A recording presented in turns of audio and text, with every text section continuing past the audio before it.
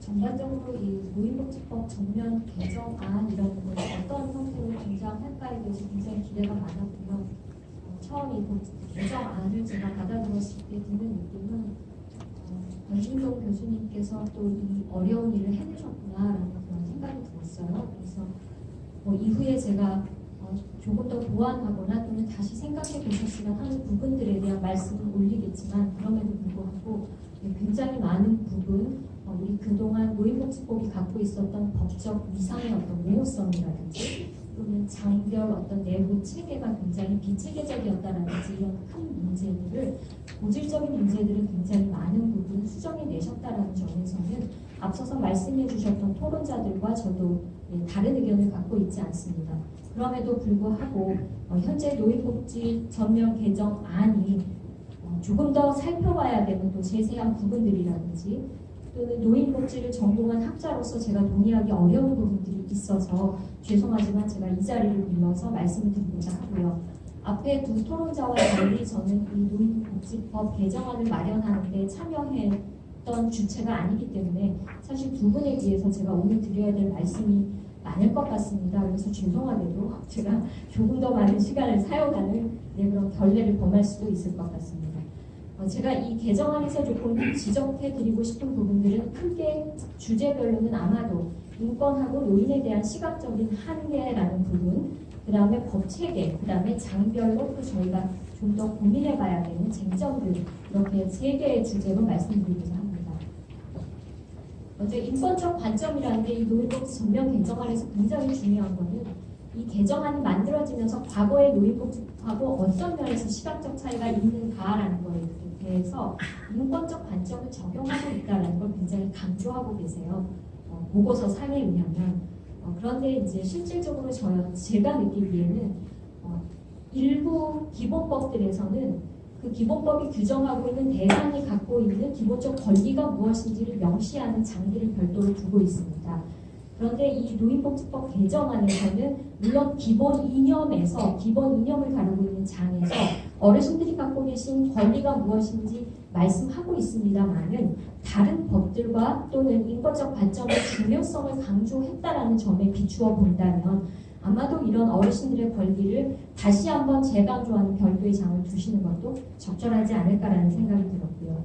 그 다음에 두 번째는 도대체 그럼 우리 어르신들은 어떤 권리를 갖고 있는가라는 것을 법의 내용을 통해서 보게 되면 주로 어르신들이 갖고 있는 사회적 권리를 하나의 장들로 구성하시면서 갖고 계신 권리를 쭉 언급하고 계신데 이게 굉장히 전통적인 성격의 사회적 권리에 제한되어 있다라는 말씀을 드리고 싶습니다.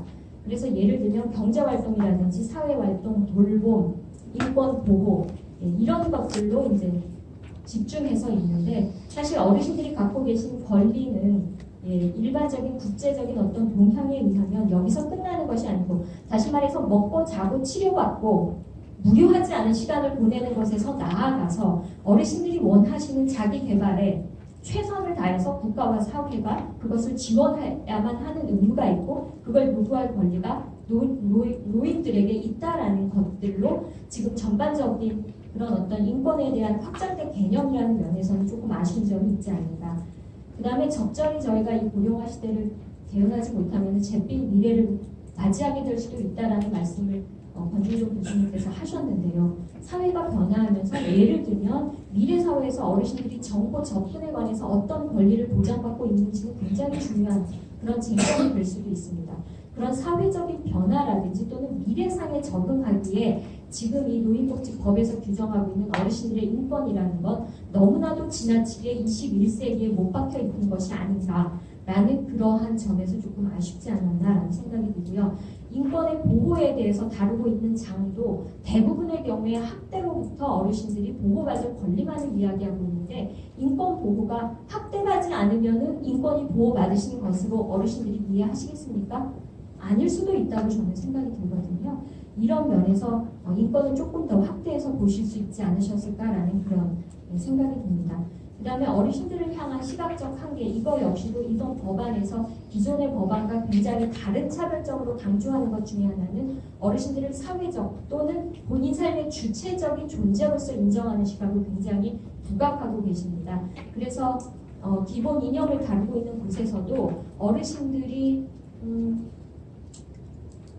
일종의 권리만을 가지신 분들이 아니고 다음 세대하고의 통합의 문제라든지 또 우리 세대를 더 좋은 세대로 후속 세대에게 물려주셔야 되는 어르신들이 갖고 계신 일종의 굉장히 숭고하죠. 예, 숭고한 그런 의무에 대해서도 기본 이념에 담고는 있습니다. 그런데 이걸 좀 적극적으로 어르신들이 갖고 계신 의무는 무엇인가라는 것들로 좀 규정해 볼 수 있지 않을까라는 그런 생각이 들었고요. 무엇보다도 중요한 게 노인복지법상에서 어르신들은 철저하게 제가 생각하건대는 노인복지 정책을 적용받는 대상으로만 조명이 되고 계신다는 거거든요. 그런데 굉장히 중요한 건 어르신들은 노인복지 정책의 수립 주체가 되실 수 있어야 된다는 겁니다. 그래서 아주 보수적인 경우에도 아주 소극적으로 저희가 어르신들의 주체성을 보장한다 할지라도 예를 들면 노인정책 종합계획을 수립하는 데 있어서 어르신들이 그 수립의 당사자로서 어르신들의 의견을 수립하는 절차라든지 또는 어르신 대표가 직접 참여하실 수 있는 그런 어떤 법적인 규정이 좀 포함되어져야 될 필요가 있겠다라는 그런 생각을 했습니다. 그다음에 또 하나 중요한 거는 그 어르신들의 그 권리라든지 또는 어르신들이 어떤 시각에서 바라보는가에서 가능하면 좀 성인지적 시각을 반영할 필요가 있지 않았을까라는 생각이 듭니다. 어르신의 문제는 많은 경우에 여성의 문제이기도 합니다. 그래서 장애인복지법 같은 경우에는 별도로 여성 장애인이 에게 그 여성성이라는 것이 갖고 있는 특별한 어떤 차별적 요소에 대해서 부응해야만 하는 것들을 조항으로 담고 있습니다. 물론 간략히 하나의 문제이긴 합니다만은 선언적인 의미에서라도 이런 여성 노인에 대한 그 여성 성인지적인 어떤 이런 차별화된 시각을 좀 법에서 반영해내는 것은 어땠을까라는 그런 생각이 듭니다. 다음에 법체계 면에서 보면은 법체계상의 몇 가지 점에서 비일관적인 점들이 좀 관찰이 됩니다. 매번 소득보장이나 또는 사회활동이나 이런 것들을 시작할 때마다 국가와 지방자치단체, 다시 말하면 정부가 어르신들에게 일할 권리를 보장하여야 한다거나 무엇을 위해서 노력해야 한다라는 일종의 그 국가가 갖고 있는 책무성에 대한 조항들로 먼저 시작합니다. 그럼에도 불구하고 이제 어르신들의 건강하고 사회활동 지원에 대한 것을 그런 국가가 갖고 있는 일종의 책무성에 대한 어떤 그런 조항이기보다 건강증진 사업에 대한 장으로부터 먼저 시작을 하고 있기 때문에 그 다른 장들과의 어떤 불일치가 관찰된다라는 것들을 발견할 수가 있었고요. 그 다음에 일부 조항은 의무 조항으로 처리가 되는가 하면 일부 조항은 의무 조항으로 되어 있습니다. 예를 들면 어르신들의 노후소득 보장이나 경제활동 지원은 국가가 노력해야만 합니다. 그래서 어떤 의무성이 조금 더 강조되는 반면에 사회활동 지원의 경우에는 할 수 있다입니다. 안 해도 그만이라는 얘기죠. 굉장히 인위적인 거거든요. 그러면 제가 보기에는 다 해야만 할 것 같은데 임의로 처리한 것은 어떤 기준에서인가? 이게 말하면 권리로서의 경중의 문제를 지금 의미하고 있는 건지 도대체 임의와 의무 조항으로의 처리가 무엇에 기준한 것인지 좀 일관된 기준을 볼 수 있었으면 하는 그런 생각이고요. 일부 규율의 경우에는 예를 들면 노인 자원봉사 지도원 위촉 업무 같은 경우에는 지나칠 정도로 이제 법안에서 세부적인 규정을 담고 있고요. 또 특히나 노인 학대에 대해서는 약 한 16개 조항 정도 굉장히 많은 방대한 양이 지금 노인 학대 관련된 그 장에 할애가 돼 있어서 장관의 불균형 이런 건 이미 권중동 교수님께서도 잘 이해하고 계시고 또 왜 그럴 수밖에 없었는지를 모르지는 않습니다만 그런 문제가 여전히 해소되지 않은 채 남아있다는 문제를 볼 수가 있습니다.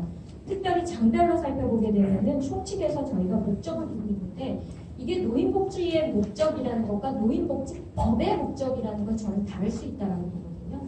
여기에서 지금 노인복지법의 목적으로 밝히고 있는 것이 일종의 노인들의 삶의 질 향상이랍니다. 노인들의 삶의 질 향상이라는 건 제가 생각하건데 노인복지의 목적인 거고 그 노인복지를 이루어 나가는 데 있어서 어떤 법적인 수단 또는 어르신들의 그런 노인복지를 저희가 노인복지 목적을 달성하는 데 있어서 이 법이 법적 근거로서 어떤 것들을 목적하는가에 대한 것들이 조금 다시 생각해 볼 수 있는 부분이 아닌가라는 생각이 들고요.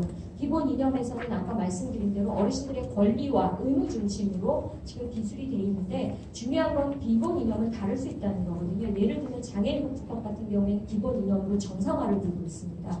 지금 복지 법안에도 굉장히 중요한 이념들이 등장해요. 에이징 플레이스먼트라든지 또는 아까 우리 엄기우 교수님께서 토론 중에 말씀하셨던 어르신들의 성별이라든지 지역에 따라서 어르신들이 차별화되지 않는, 다시 말하면 평등한 처우를 받으셔야만 하는 그런 어떤 평등성에 대한 개념들이 등장하는데 그런 것들이 좀 이념으로 분리될 수도 있겠다는 생각이 듭니다. 그 다음에 노인복지 정책이라는 것이 어쨌든 이 기본법적 성격상 굉장히 중요한 내용임에도 불구하고 여전히 저출산 고령사회 기본법이라든지 기본 계획이라든지 또는 사회보장 기본 계획하고 중복성에 대한 것들은 계속 우려되는 지점이다라는 말씀을 드릴 수가 있을 것 같습니다. 그 다음에 소득하고 경제활동 지원의 경우에 경제활동을 일할 기회를 위해서 노력해야 된다라는 선언적인 내용 이외에 나머지 내용은 대부분의 경우가 어르신들의 일자리 사업에 대한 내용입니다. 어르신들의 일할 기회에 대한 보장이 지금 일자리 사업으로 축소되고 있다는 것은 저는 일종의 저희가 지금 이미 맡고 있는 그런 어르신들의 경제 상황이나 어르신들이 일해야 되는 이유하고는 일정 정도 좀 거리가 있는 것이라고 생각이 됩니다. 더 이상 저희가 수당형의 어떤 그런 급여를 가지고 어르신들에게 일한 기회를 보장했다라고 말하기 부끄럽고요. 어르신들도 지금 은퇴 시기 늦어지시고 이런 것 때문에 보조적인 소득이 아니고 주 소득을 확보하실 수 있는 일자리의 기회 보장이라는 면에서는 조금 더 일자리에 대한 그런 일할 기회에 대한 보장과 경제활동 지원에 대한 것들이 좀 적극적인 모습이, 물론 그거는 법에서 그렇게 한다고 될 건 아니고 일단 정책이 없는 상황에서 어려우셨을 거라고 생각이 드는데 그런 게 조금 너무 소극적으로 처리되지 않았나라는 생각이 들고요. 그다음에 왜 그 노인복지 가안이 그 돌봄을 규정하는 장에 들어가 있는지는 이거 너무 그 커뮤니티 케어를 염두에 두시고 근거를 마련하시려는 걸 너무 대놓고 지금 보여주시는 거 아닌가? 이런 생각이 듭니다.